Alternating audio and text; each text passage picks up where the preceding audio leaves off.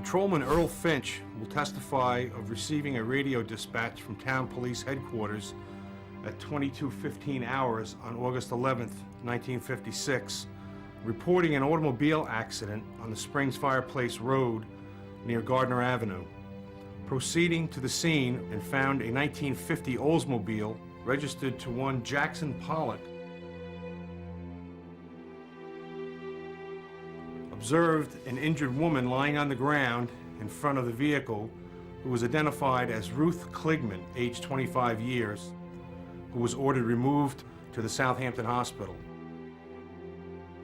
Also observed a male body lying 9 feet west of the left side of the vehicle on its back, head to the west, feet to the east, who was later identified as Jackson Pollock, Springs Road, East Hampton, New York, aged 44 years. Date of birth 1/28/12. Coroner Dr. Nugent examined the body of Jackson Pollock and found it to be dressed in a black velvet shirt, gray pants, brown belt, blue shorts, brown socks, no shoes. No jewelry or identification found on the body.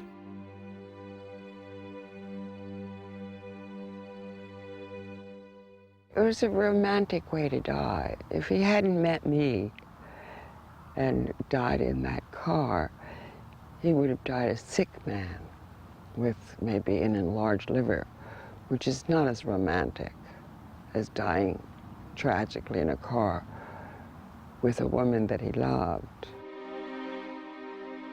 Drunkenness and violent death and sex and art are all of that is attractive to the public, with the exception of art.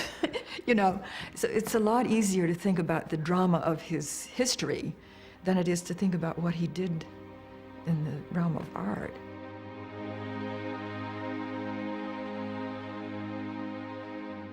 He has become a legend. Has nothing to do with his art. It's the person. Who would have ever thought this guy who really didn't even know how to paint would become famous? Incredible. And then look at it now. Who knows what fame is? God, so fucking stupid.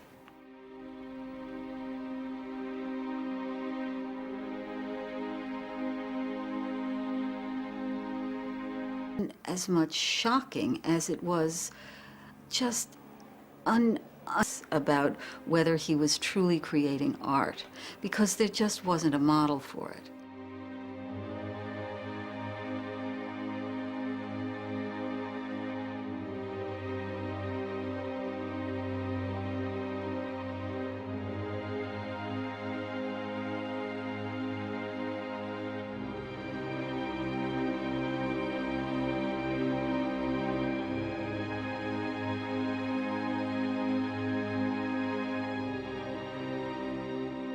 Pollock broke the mold so spectacularly, he attracted unprecedented media attention and quickly came to be seen as the key figure in the abstract expressionist movement.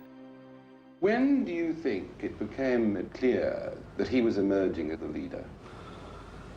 I guess whenever Life magazine did a spread on Pollock, and this would be, my dates, I haven't got them. It's 48 or 49, let's say. Has as their headline, "Is he the greatest painter in America?" ?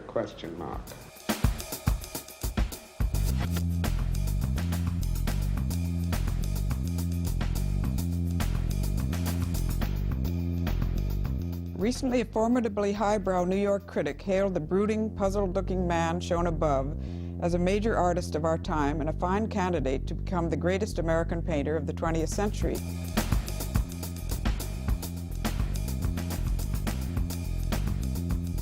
Life magazine had Pollock standing there like a jerk. And the thing was, is he a genius or a crackpot?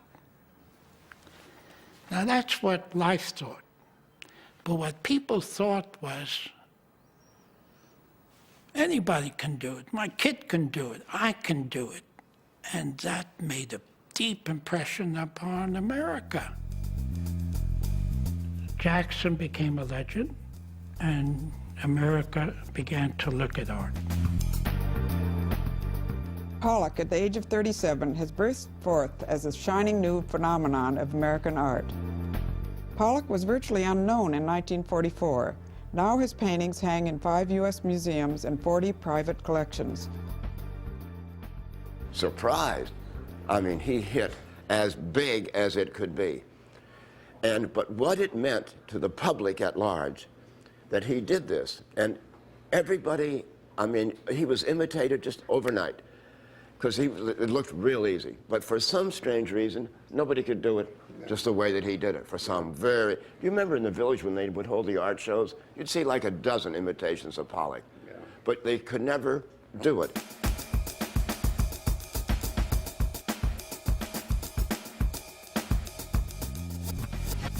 It's remarkable in retrospect, this leap that Pollock took.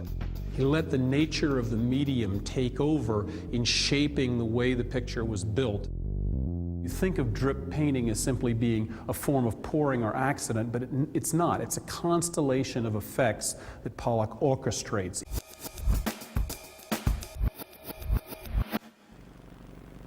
I happen to find ways that are different from the usual technique of painting, which seems a little strange at the moment. Doesn't make much difference how the paint is put on, as long as something's being said.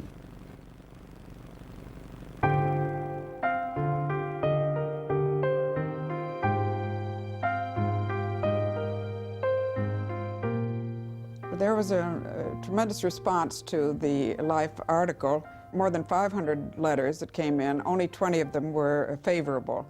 And here is a selection. Answering your query, is he the greatest living painter in the U.S., I submit a photograph of my son, Dennis Michael O'Sullivan, a 5.5-year-old contemporary of the Pollock trend in art with his latest effort, number 99. I have an old garage door on which I have cleaned paint brushes for several years.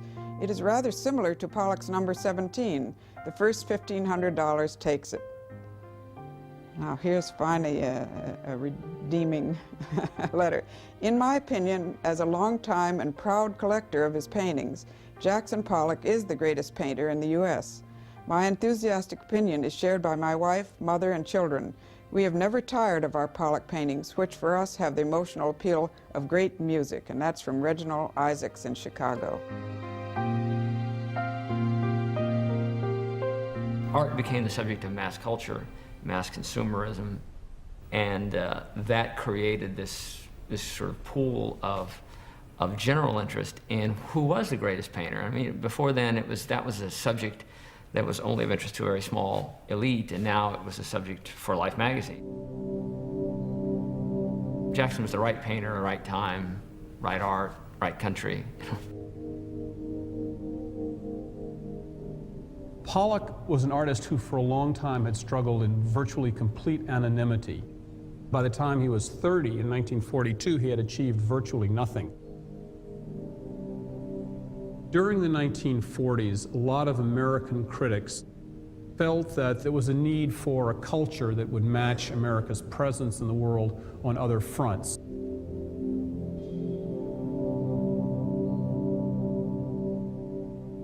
Artists began to look for different ways of painting, different kinds of scale, different approach to the canvas. Something more unmediated, more raw, that was taken to be more characteristic of the energies of America.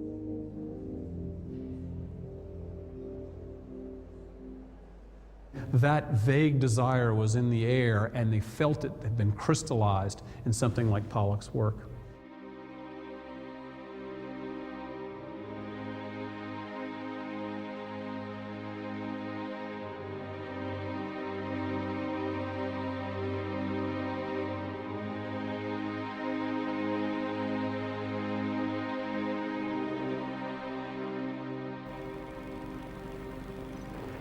I was born in Cody, Wyoming, 39 years ago.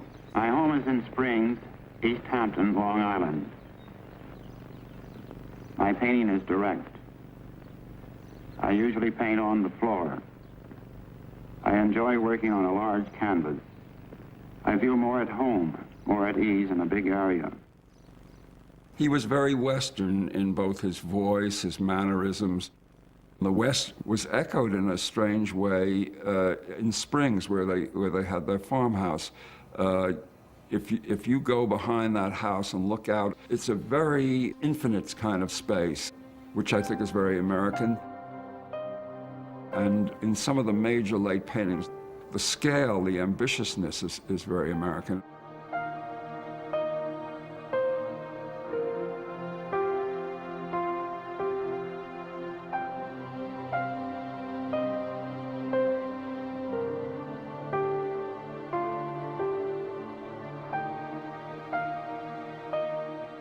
America is, if not, a star country. And the media, the art world itself, through Life magazine, which was the star maker for the masses, needed one person. And this great American painter had to be American. The problem, of course, for the rest of the community was that so many of these likely candidates for this position weren't American.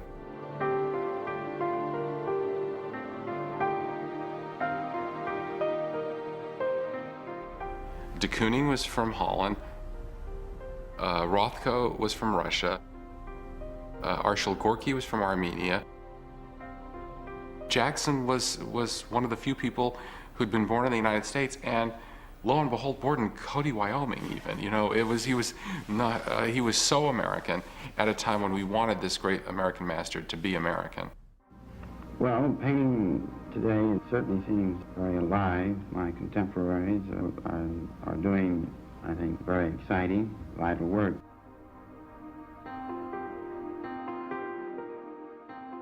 The media needed one person. They couldn't go to the public with a community.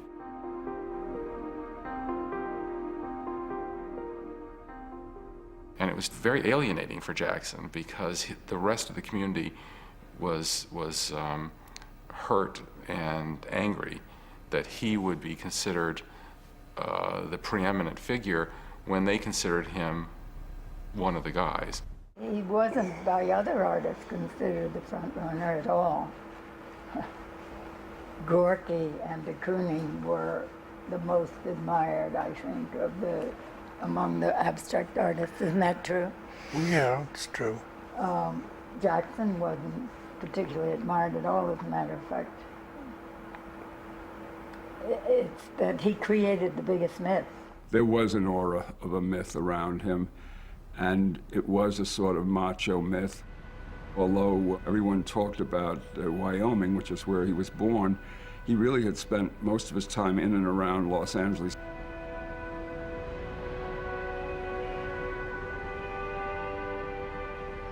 His personality really was defined for him by the media. They see him born in Cody, Wyoming, growing up in the far west, and he had, fortunately, a single photograph of himself in a cowboy hat, and they're able to call him the cowboy painter. He had never been on a horse. Everything about Pollock that's, all part of the myth, everything's slightly askew. I mean, his name wasn't really Jackson. His name was Paul. Paul Jackson Pollock. He was very aware of what publicity could do.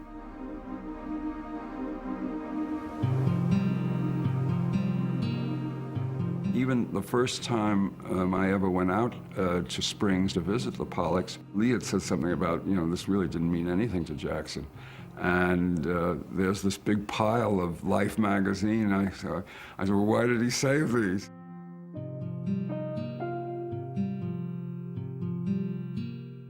Was he ambitious? Well, of course he was certainly encouraged to be by Lee. I mean, the whole thing she was doing was to make him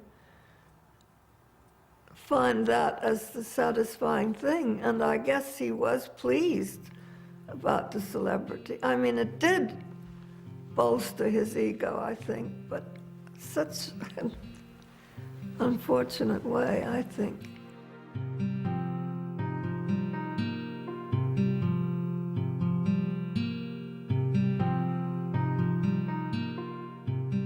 Lee was the salesman. There are stories of her on the phone day and night drumming up sales, making sure that they had enough of a livelihood so that Jackson had the freedom to paint, trying to cajole him to stop drinking long enough to paint, keeping family away when she determined that family might interfere with his ability to paint.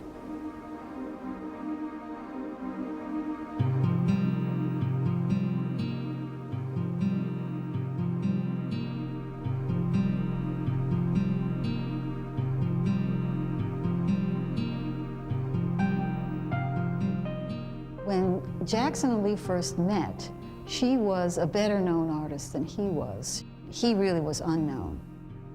And he recognized in her an understanding of modern art, where it came from, what it was all about, that perhaps was meaningful to him. She gave him that discipline, that knowledge, and he gave her a sense of freedom and spontaneity that she was lacking. So it really was an excellent professional match, apart from the love match that it also was. She did believe that he was the greatest painter since Picasso. They met at a leftist political meeting. Jackson had come up to her at this leftist dance and said, do you like to fuck? Is that okay for BBC? Oh, yes. What a liberal broadcasting. She realized that he was an extraordinary artist, and that increased all along to the point where she, who had never boiled an egg in her life, just became a housewife. She learned to cook, she did everything, and stopped painting. And she was a strong painter. I mean, she was very involved and very capable. But she really loved him enough to give it up. You know, there was a lot of prejudice against women as painters then. It would be a great temptation to just sort of realize your ambition through the man who can do it. But she was very ambitious for herself, too, and resented, deeply resented, the fact that people only paid attention to him.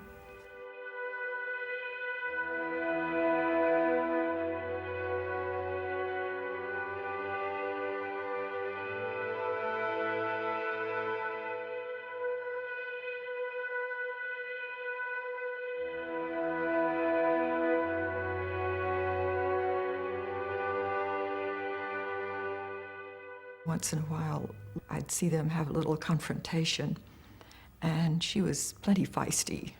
She called him Pollock, especially when they were disagreeing. She would say, "Pollock, are you out of your mind? You must be crazy, Pollock." No. So that was one aspect of it, and the other was that she just took care of him in every way.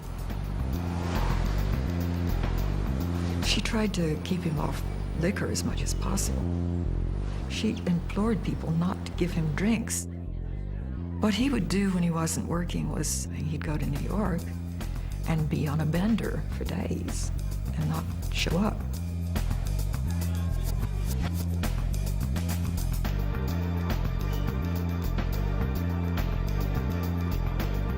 Around the corner from the Artist Club was a bar called the Cedar Tavern. And the artists would gather and sit around drinking and so on. And of course, Jackson was always a big drinker, and de Kooning and a number of others. They would go to the theater bar in Flagler a lot. It was really the whole art scene that went there. I mean, besides Pollock, Klein was there a lot, de Kooning was there a lot. And it was mostly guys roughhousing a little. I mean, when Pollock would come in, there'd be a lot of bear hugging and kind of wrestling and backslapping and all that sort of thing. I was a barfly for a couple of years. In fact, I think I learned more at the Cedar Bar than anywhere. It was talk about art all the time. Jackson, he wasn't part of it in the good sense. I mean, he'd come in drunk and say, "You fucking whores, you think you're painters," and that sort of thing. And he would come in and invade us, be a blitzkrieg. And we were always worried, as saloon keepers, we were concerned that someone was going to get hurt and the police are going to come in, and we had to make it. And Pollock always put us on edge as far as that went. And before you know it, he'd be back there, and absolutely, no he'd question. pull out a table and all the glasses are full. And he'd do 2 or 3 times, I'm sorry, I don't care who you are, you're not welcome here anymore. We were walking a tightrope when he was around. I mean, he was looking at you, ready to attack if you made a false move. I mean, a move of say, honesty, integrity, or anything like that. He watched you carefully. It was scary in a way. You know? He was drinking when he was 17. He was an alcoholic. He was under psychiatric care.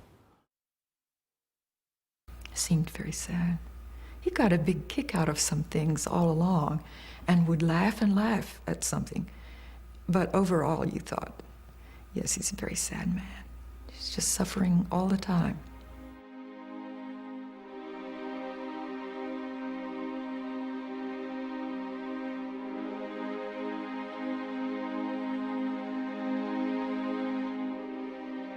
He was seriously troubled. I think that was obviously a key engine of both his rise and his fall.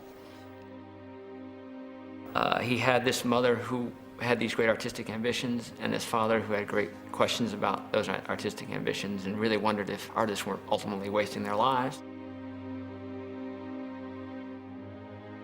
You can see in those canvases all those experiences, all that life, all that drinking, all that agony, all that whatever, and suddenly it's all been resolved, at least in these paintings.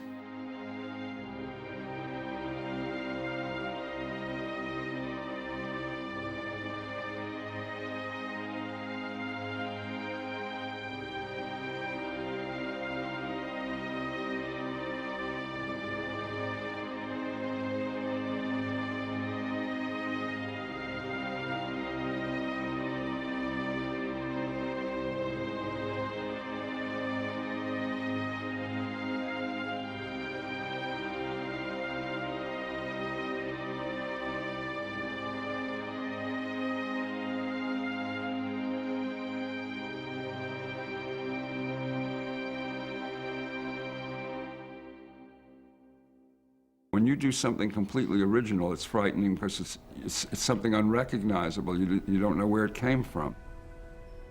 He didn't want to imitate himself. He didn't ever, kind of cheaply do casual works that he knew could sell. 1950 is a critical year for Jackson because he had really taken the drip to its ultimate conclusion. Those great canvases of 1950 were sort of the ultimate glorious expression of this thing he had been doing for 10 years. And that put enormous pressure on him, not only to do something noticeably different, but also as good as what he had just done. Celebrity is a very difficult thing because it forces you to do it bigger and better at a time when you may think that you've done everything you can do. And I think Jackson felt that terribly.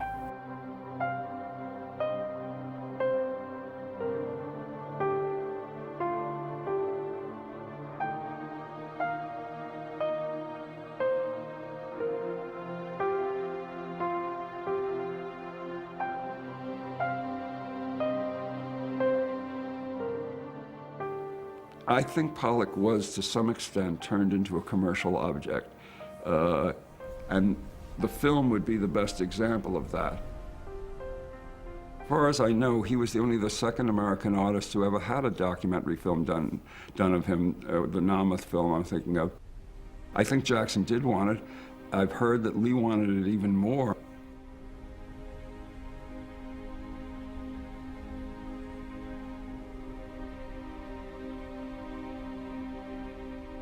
The filming process was very tedious.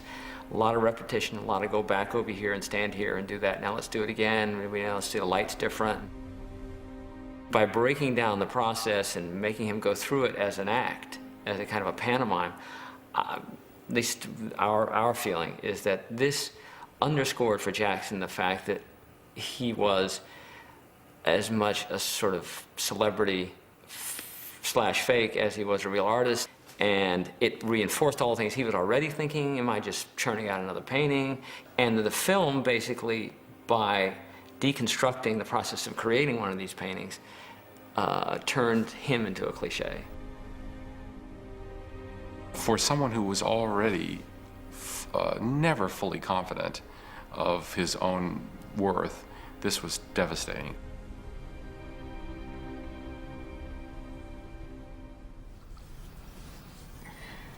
It's a trap. Yeah, it is a trap. A technique is a trap. So as soon as a technique develops, you're trapped.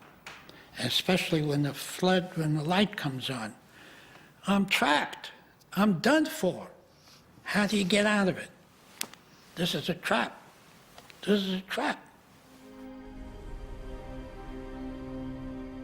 Got into an argument with Namath after the last day of filming where he started saying, Hans, I'm not a phony, you're a phony, very aggressively. And indeed, unfortunately, this was linked to his tragic fall off the wagon. After 2 years in which he had not taken a drink of hard liquor, after the last day of filming, he walked into the house, had 2 shots of bourbon, and proceeded to pick up the dinner table and throw it over, ruining the dinner that his wife had put together to celebrate the end of filming.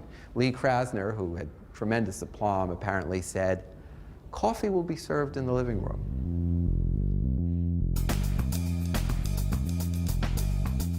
The completed film played a very important role in boosting Pollock's reputation. On the other hand, it also seems clear that Pollock was profoundly unnerved by this experience. He felt that it wasn't authentic, that he was performing for the camera, that it wasn't the real thing, that he was selling his soul to Hollywood.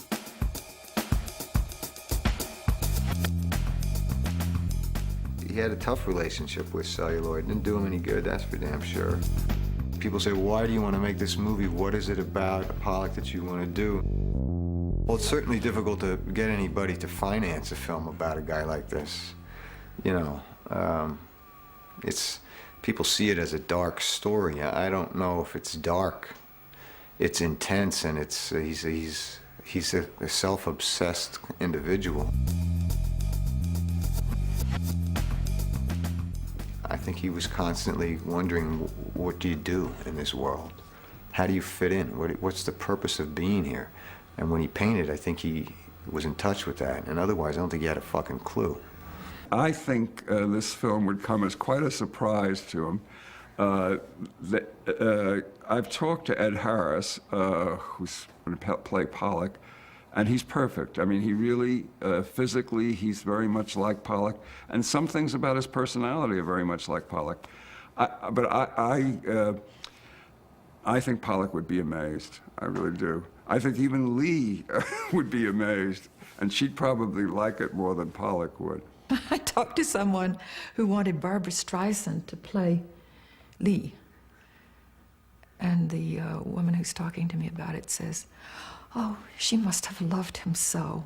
I said, well, yeah, in a kind of a deadly way, you know. Wasn't that cute? I don't see how you can make the ordinary sort of movie. I'm awaiting the movie to see if they get any single thing right. Jackson Pollock is a great American icon.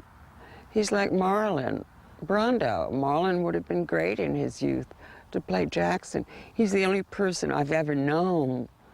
I knew Marlon early in my life who had that same kind of quality of spontaneity, of genius, of being unself-conscious, you see. And I think most actors see Jackson as a meaty part.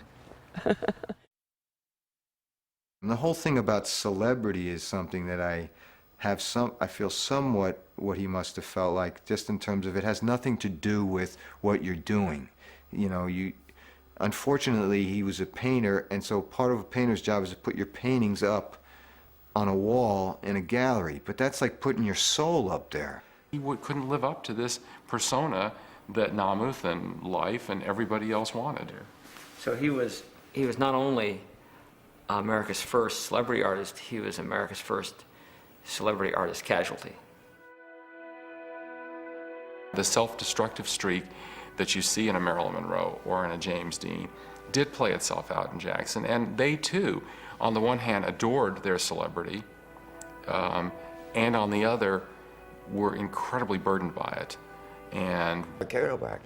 I mean, the term I've used is that they froze in the glare of the media.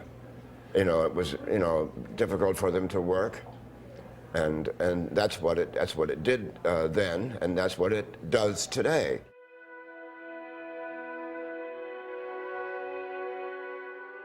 Pollock had arrived at a kind of creative block. In 1951, he'd gone into a deep depression. He'd painted a series of black paintings using only black enamel. But after that show, he really had a very great deal of difficulty figuring out where to go next. So his friends thought maybe they would help him out. So getting him drunk, they led him to the studio. Tony Smith, the sculptor, and Barnett Newman, the painter, were there. And they spread the canvas out and tried to encourage him to get going. And Blue Poles is Pollock's last great attempt at monumental abstract painting.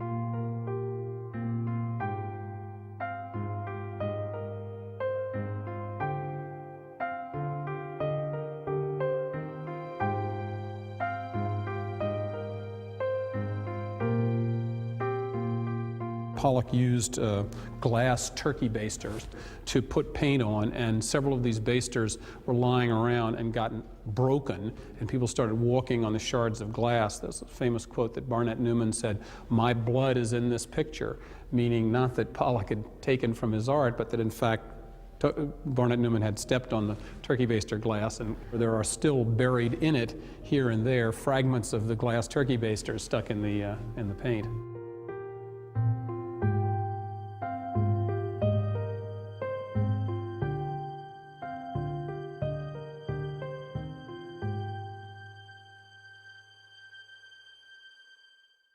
He was under tremendous pressure all the time. You would be, even if you weren't famous, if you had made some impact with your work, and it didn't go where people wanted it to or where they expected it to. Well, you would always wonder with each new painting if you were going backward or forward, and whether anybody would let you do it, let you get away with it. If you changed, they didn't like it. If you didn't change, they didn't like it. It must have just been horrendous to be that famous that suddenly, you know, out of nowhere, and then have to carry on.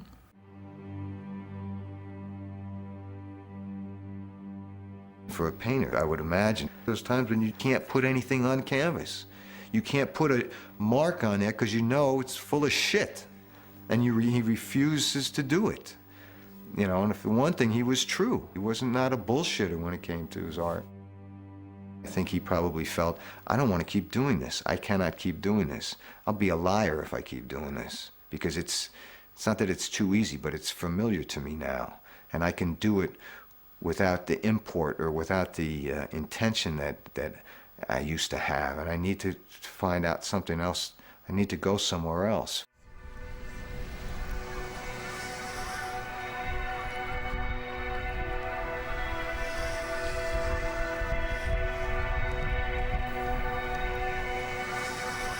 It was a winter evening, very late at night, 1 o'clock in the morning, I would say. I was asleep. The phone rang, and it was Lee calling, saying, "Would you please come over? Jackson has gone out today, and he hasn't come back. I'm worried about him." That maybe he went out drinking, got into terrible trouble.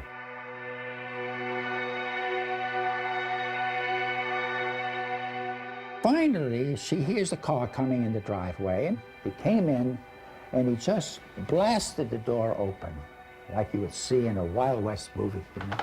Just standing there with a Mackinac and a woolen cap, and angry as can be.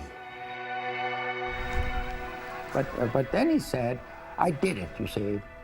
I did it. What more do they want?" And he's very nice. I said, "What more do they want? I've done it. What more do they want, you see?"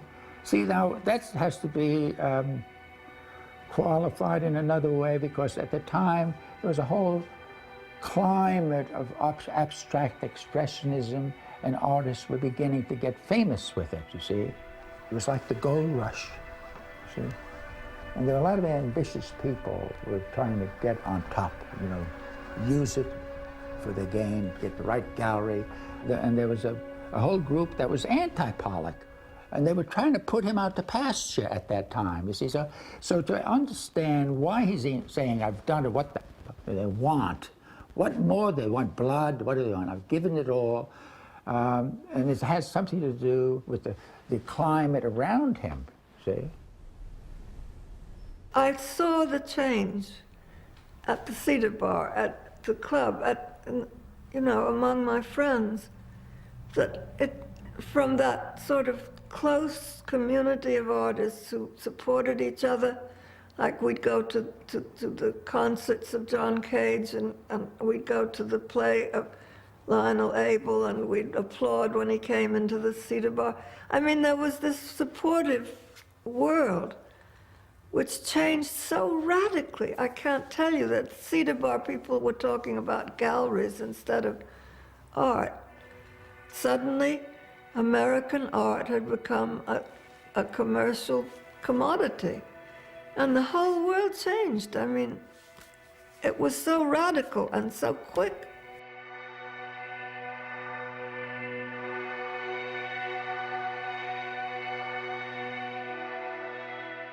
After 1952, Pollock painted less and less and less. He went to the studio infrequently. He had trouble maintaining a momentum to painting, and he began to spend more and more time drinking.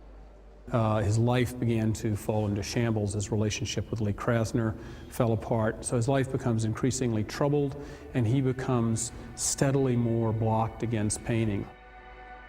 It's not any one of the pictures at the end of his life that's a telltale of where he is, because each one of them is so radically different. It's the sum of the pictures and their fragmentation and separation one from the other that point to the nature of someone who's searching, someone who's running up against a series of dead ends.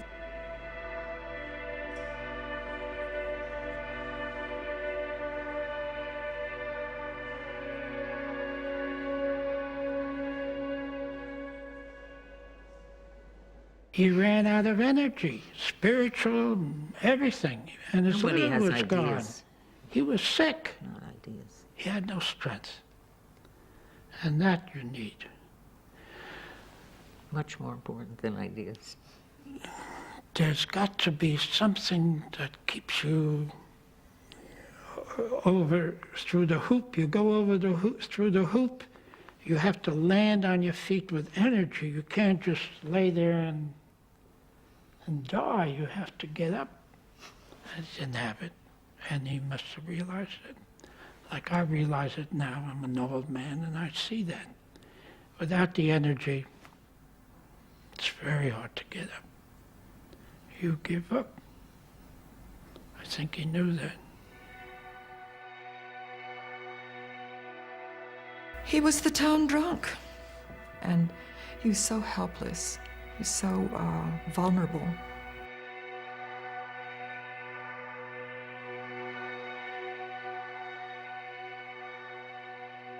Lee said that he had asked for a divorce and that she would never, ever give him one.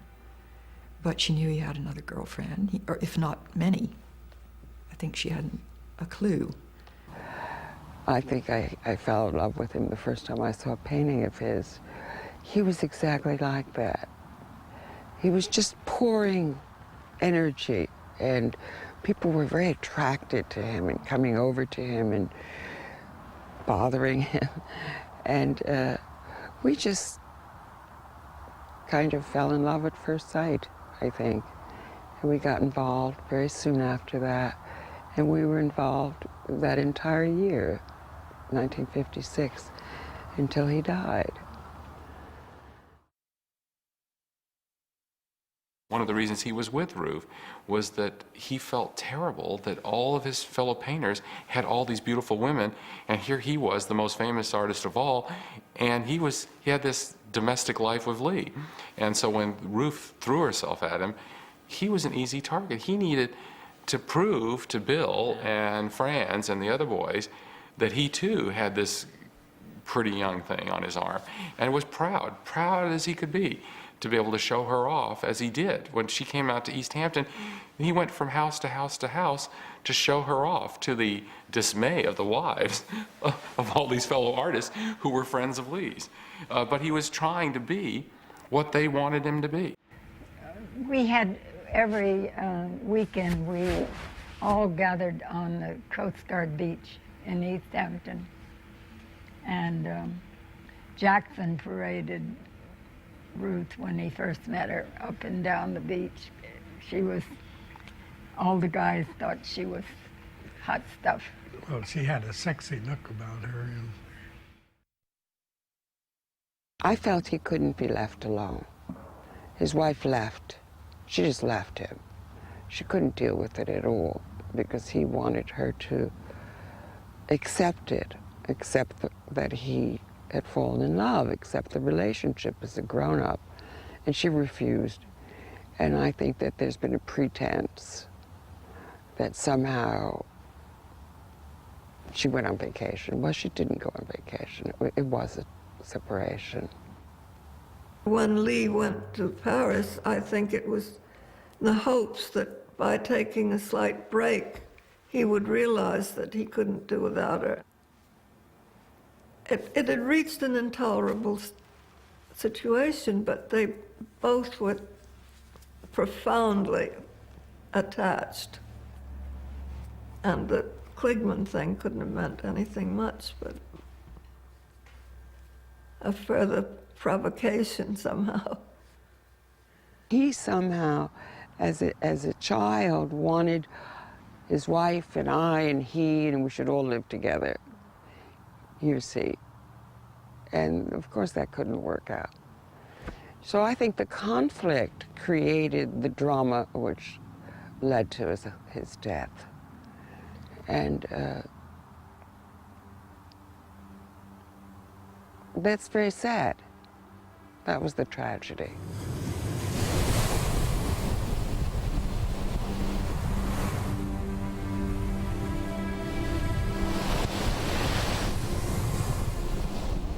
All through his life, he was like doomed because he was so self-destructive. I mean, the others drank heavily, and only de Kooning got very seriously alcoholic. They all drank much too much, but it wasn't like Jackson, that he was hell-bent to destroy himself. By the end, when Lee wasn't even there, he wasn't painting, there was nothing to hold him back. Can't blame one person. If she didn't go, and if I knew how to drive, and all these what ifs, it happened, and it's an existential answer. I believe that now. It was his moment.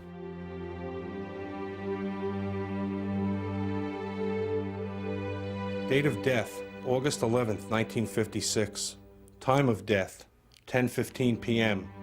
Immediate cause of death, compound fracture of skull, laceration of brain, laceration of both lungs, hemothorax, shock, due to auto accident, death due to auto upsetting, victim driver and owner of car, autopsy, yes, accident, suicide or homicide, accident.